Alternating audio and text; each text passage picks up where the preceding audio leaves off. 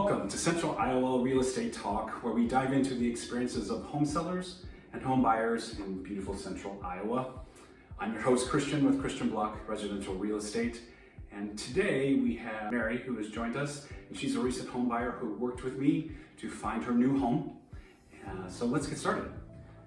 Mary, thank you very much for joining me today. It is a pleasure. Can you tell me a bit about your home buying journey and how we first connected? Well, it's great to be on the show. Thank you so much. Thrilled to have you here. So, Christian, we met a long time before I ever bought anything. Correct. I was living out of state. Also correct. And first was interested in buying. I decided to go with Christian because in reality, when it dawned on me, nearly all of my friends in Central Iowa had purchased their home with Christian. That's true. If there's any better stamp of approval, I guess it depends on your friend group. But for me, seeing that so many of my friends trusted you through a journey that it's not known to be easy. And also, it can be complicated, especially if all of us at this phase in our life were new home buyers, first-time home buyers, and so for them to pick someone that they trusted to help them through a process they'd never been through before, that says a lot as well. They were all new. So anyways, there was one day, 2022 or 23, where Christian got a phone call saying, we've got a new friend of Rachel who is looking to buy a home. And so actually at that time, it was pandemic era, and I was living out of state. Yeah. And I think it was between 8 and 10 houses we ended up seeing, but the majority were done virtually. Yes, that's true. That's correct. Which probably, in retrospect, because of COVID, kept us safer, but it is more complicated to do video for out-of-state clients. And the way that we approached it was that after seeing houses we were interested in, then we were more strategic about actual visits to the Des Moines area. And so I think there were 2 weekends possibly where we dedicated time to going, and so we would do virtual tours on the weekdays, and then if we saw anything good, we'd schedule a trip to come to Central Iowa to see those houses again, but in person. And ended up with a great place that just awesome neighborhood, and so that was my first experience. The second was that I needed to relocate because of a job, and I wanted to trim down on commute time. And anyways, I was sort of living out of town. I had an apartment in a different place, and so, but that was this past summer into early fall. And dear viewer, I had Christian take me through 28 houses. Will not recommend. Add 20 to the 8. Add another 20 to the first process. But the market was really fluctuating. Things were changing very quickly, and my budget and my needs did not seem to align as easily as I was hoping. So anyways, but I had a few different goals. One of them was to find and moved into a new place before November. Which we accomplished. That was goal number one. We got in a month earlier than that. We got in October. We did. And my second goal was, for the love of God, don't hit 30 houses. And we made it. 28. We did. We found it in 28. Well, I would argue we found it in... I laughed that we fell short. Anyways, in both cases, working with Christian was really... Not only did it feel like a security blanket, but it felt really secure knowing that that was one less thing I had to worry about, was trusting my real estate agent, my representative, or my realtor. Well, that's a highly important thing. You build that trust or have that trust. So anyways, I approve. And taking Christian through 28 houses, actually, I think it could have made or broken a friendship, and managed to get a friendship out of the deal. Yeah, I will say that is true. So Mary, what was your initial impressions of working with a buyer's agent, and how did it change throughout the process? It's interesting because you've worked with me twice now, so you have a little bit more perspective. Sure. Luckily, the trust was there at this point. So even as a first-time home buyer, I didn't know what I was doing. at all. Well, that's being honest. That's, I we want them all to be like that. Or- I know what we're doing.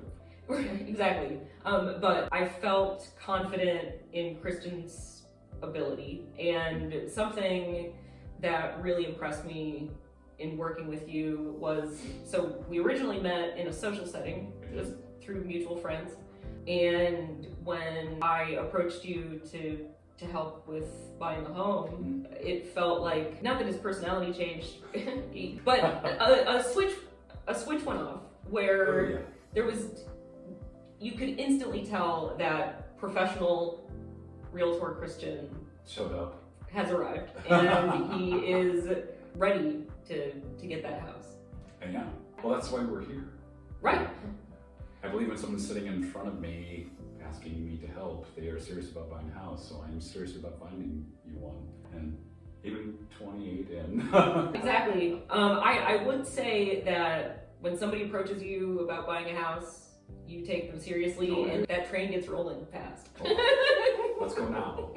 Um, But we get you, everything's prepared. We get prepared. So. But I think working with a professional realtor was so nice for me because at my life stage and the other things in my life that I had to think about and worry about were enough for me. My mental capacity was shot at this stage when I was looking for a home. Having a trusted realtor to dot all the I's, cross all the T's, schedule everything for you, like, it paid off in spades. And I don't think I could have navigated all of that by myself. There's a lot going on, and For everybody. right, not only the scheduling and communicating with different parties, Documents, everything. you need your eyes on everything.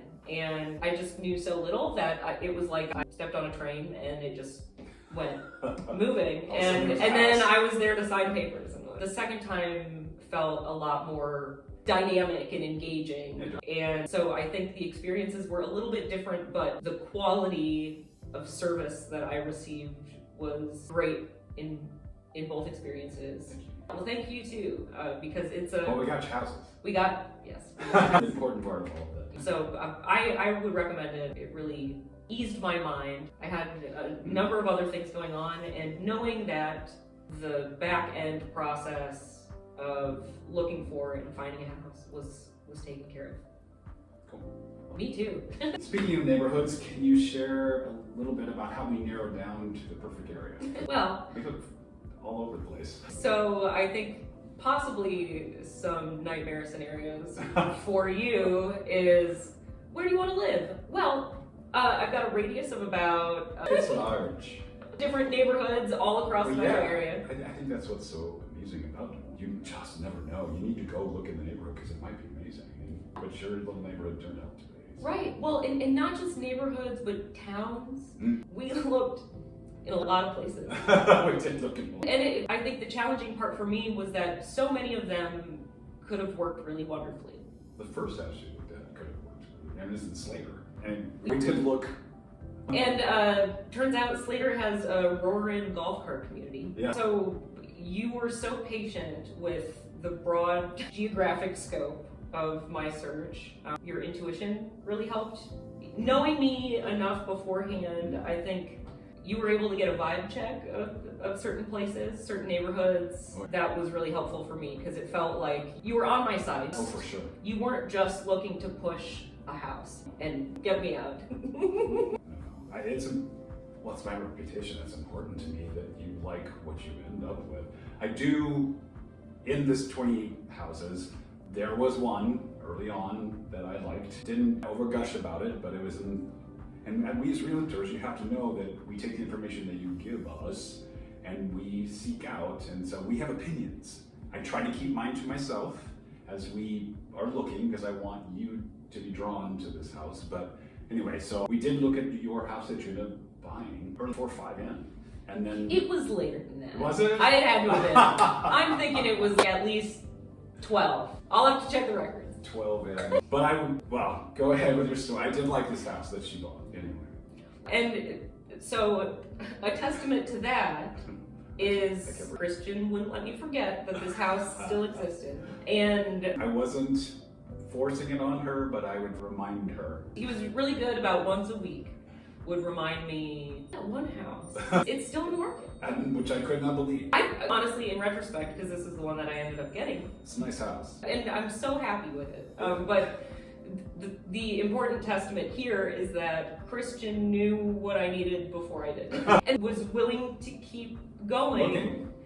And it was funny, the moment I knew the search was over was when, that was lovely. That you liked. But there was a significant price difference There was. in comparison to the space.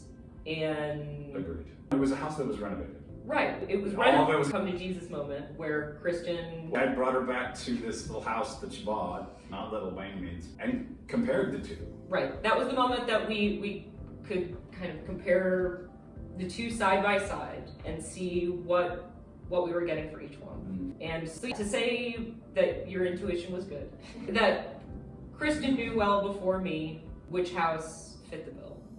And it took me a little while, but you were patient. I didn't know. I knew as soon as we were in the house. I knew. But I have to let the buyer, because they want what they want, look. And so, anyway, but we did come back and it turned out to be the best of the 28 by a shot. And got lucky, nobody else put it down. Which I still don't understand that, but because of the way the market is right now. But anyway, so now let's talk about the house hunting process itself. How many houses? I guess we've talked about this ad nauseum. You looked at 28 houses. We looked in the beginning in a particular price range and genre, and then we adjusted a little bit. So it took a little while. 28 houses. The part to speak to the number. We do what you need to do to get the house you want. If it's more than 28, we always want to. One thing that I pride on is I keep talking to my client and about what it is to remind myself that this is what they're looking for, and then helps remind them what they're looking for. So I try to also know, because of our tight market, I need you to broaden your eyes. Look at things that we don't think would work, but if it's there, you need to look at it. So. Everybody has preconceived notions when they go in. You have your budget, one of the lucky few that don't have to worry about budgets, but you have a budget, and then you have your list of needs. And very commonly, those two don't always go hand in hand. No. And I think for me, part of the house hunting process was understanding the market. Because, right, and because my geographic range was broad, and we were at a time when the market was really shifting. So buyer expectations were much different than seller expectations. Yeah. So sellers were putting their houses on the market for way more than what buyers were willing.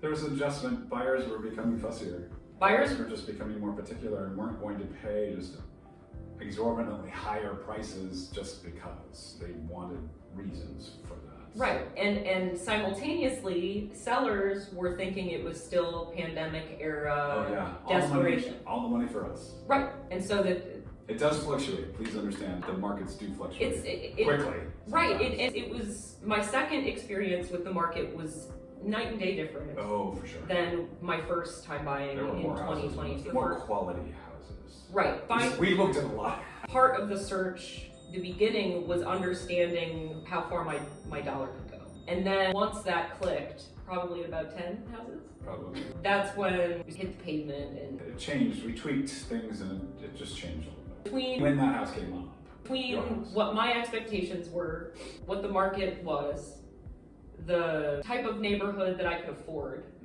All of these things were calculations that were made in real time as we were looking for houses. So, Sure. learning journey for both of us, I'm sure. So let's talk about how you feel about the communication process and how we communicated during the time we were together. You were on the ball. I love that. I love hearing that. If anything, there were times I felt insecure about my response time. On a to-do list for the day of pick houses because Christian texted you yesterday and you haven't gotten back to him yet. Like I said earlier in our conversation, when you ping Christian to start the home buying process, get ready. Once it starts, it starts. But and what is it, every Friday? You have just a checkup Every Friday, I reach out to my clients whether anything has happened during the week, just so we are on the same page. I need to know that because of my communication, I'm not making any missteps by what we look at or whatever it needs to be done, paperwork, what have you. And you are aware going into the weekend what is happening. So. That was something because that we often look at houses on the weekends. So. Sure. I really appreciate your level of communication because life gets busy, people go on vacations or holidays happen, life happens as... You need somebody watching the ball again. Right. And knowing that Christian was there to pay attention when it got hectic really gave a solid peace of mind as I was going through the process. But anyways, he kept me in line. The pressure was on to keep moving, keep searching, and to make our deadlines. And we did. So looking back, what would you say was the most valuable aspect of working with the buyer's agent like myself? The most valuable aspect to me, having someone there that I could trust to give me making a good or a bad decision. Well, it comes down to that. It does, and there, in my journey for a home over the last year, a number of harebrained ideas came up. And I was involved in one of them. And you were... Not involved, but she let me in on one of them. Yeah, and Christian was there to give an honest opinion, to be kind, but to be real. There's that part too. I am kind, but I am real. He's real, and that's what you need. Well, I think people forget that we get paid to have opinions. Now, I like to, as an arc of an experience, I like my clients to lead and I follow and guide, but... You're playing an advisory role. Yes. Because at the end of the day... Has asked me to. But really helped me. Cool. So as we wrap up, Mary, do you have any advice for home buyers in Central Iowa? And that's a broad question, but... Contact Christian. I'd say keep your expectations open. That's a huge important one. There are delightful places to live all across Central Iowa, and being able to explore the small town vibe as well as the neighborhood. Just the Central Iowa has a lot to offer, whether you're looking for quiet, private land or an urban experience. I just say keep an open mind and try to enjoy the process because it can be really, really fun. We had a blast. Well, we did. It is the thing that people read about it and hear about it, but until you actually do it, you don't realize it is work. It's fun, but it's work. But we did have fun. There were silly moments and that kind of thing. We're in houses and everything. But home buying is one of the more stressful things that a person can do. For sure. And having somebody that you trust along the way to help you make good decisions is an invaluable part of the process. And if you're in Central Iowa, hey, good luck, have fun, and contact Christian. Well, thank you, Mary, for sharing your experience with us today. It's been a pleasure working with you, and you know that, and helping you find the dream home in Central Iowa. And this concludes the episode of Central Iowa Real Estate Talk. Remember, whether you're a first-time buyer or looking to upgrade, a skilled buyer's agent can be your greatest asset in the home buying process. Thanks for joining in. Thank you. Bye.